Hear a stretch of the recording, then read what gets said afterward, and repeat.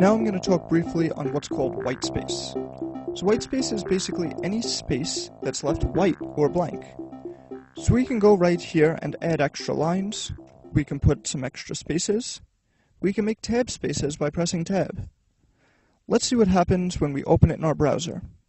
I'm going to save the document by pressing Ctrl+S on Mac, that would be Command-S. Then coming back to the browser, we can see that nothing happened.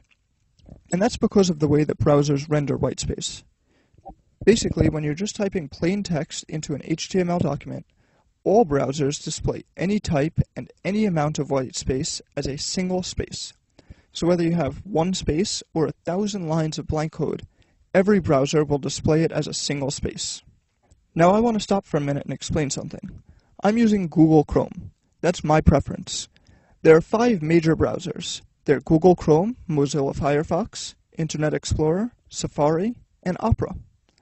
One of the things that I don't talk much about in this course, but I cover in the intermediate course, is what's called cross-browser compatibility.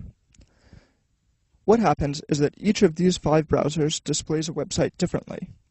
They are each made by a different company, which has decided to treat the same content in different ways.